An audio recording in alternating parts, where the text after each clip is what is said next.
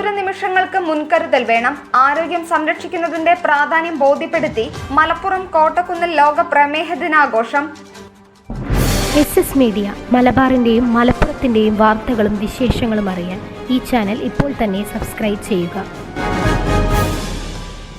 ലോകത്തിലെ പ്രമേഹത്തിന്റെ ആസ്ഥാനം ഇന്ത്യയാണെന്നും പാശ്ചാത്യ രാജ്യങ്ങളെ അപേക്ഷിച്ച് ജീവിതശൈലി രോഗങ്ങൾ ശരാശരി 15 വർഷം മുമ്പേ ഒരു ഇന്ത്യക്കാരന് വരുന്നു എന്നതും അത്ര ആശ്വാസകരമായ കാര്യമല്ലെന്ന് പ്രശസ്ത കാർഡിയോളജിസ്റ്റ് ഡോക്ടർ ജഗൻ വേലായുധൻ അഭിപ്രായപ്പെട്ടു.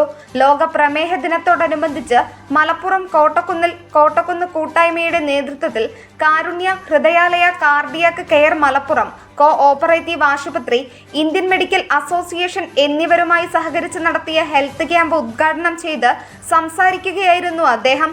150 മിനിറ്റെങ്കിലും ആഴ്ചയിൽ നടക്കണമെന്നും പ്രമേഹം ശരിയായ രീതിയിൽ നിയന്ത്രിച്ച് നിർത്തേണ്ടതുണ്ടെന്നും അതല്ലെങ്കിൽ വൃക്കകളെ ദോഷകരമായി ബാധിച്ചേക്കുമെന്നും ഡോക്ടർ ഇസ്മായിൽ പറഞ്ഞു. കൃത്യമായ രോഗനിർണയം മുറതെറ്റാതെ ചെയ്യുകയും അതിനനുസൃതമായ മാറ്റങ്ങൾ ജീവിതശൈലിയിൽ വരുത്തുകയും ചെയ്യേണ്ടത് മധുര ജീവിതത്തിന് അനിവാര്യമാണെന്ന് ബോധവൽക്കരണ ക്ലാസ് എടുത്ത ഡോക്ടർ പരീത് പറഞ്ഞു.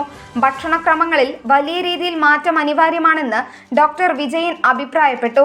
മികച്ച ആരോഗ്യത്തിന് മികച്ച വ്യായാമം വേണമെന്നും സൈക്ലിംഗ് പോലുള്ള വ്യായാമങ്ങൾ ആരോഗ്യ സമൃദ്ധമായ ശരീരത്തിന് ഏറെ മികച്ചതാണെന്നും ഒരു സൈക്കിൾ റൈഡർ കൂടിയായ ENT സ്പെഷ്യലിസ്റ്റ് ഡോക്ടർ സുപ്രഭ പറഞ്ഞു. ക്യാമ്പിൽ പങ്കെടുക്കാൻ ഡോക്ടർ സുപ്രഭ സൈക്കിളിൽ തന്നെ എത്തിയതും ശ്രദ്ധേയമായി. കോട്ടക്കുന്ന് കൂട്ടായ്മയുടെ അബ്ദുൾ റൌഫ് വരിക്കോടൻ അധ്യക്ഷത വഹിച്ചു. Doctor Ashraf Ali, doctor Shajir Kalappadan, doctor Ashoka Vatsala, doctor Hamid Ibrahim, doctor Nigar Pareed തുടങ്ങിയവർ ആശംസകൾ നേർന്നു. എല്ലാവർക്കും നല്ല ആരോഗ്യമെന്ന മുദ്രാവാക്യവുമായി ജില്ലാ കളക്ടർ ആവിഷ്കരിച്ച നെല്ലിക്ക പദ്ധതിയെക്കുറിച്ച് കോർഡിനേറ്റർ ഗദ്ദാഫി വിവരിച്ചു.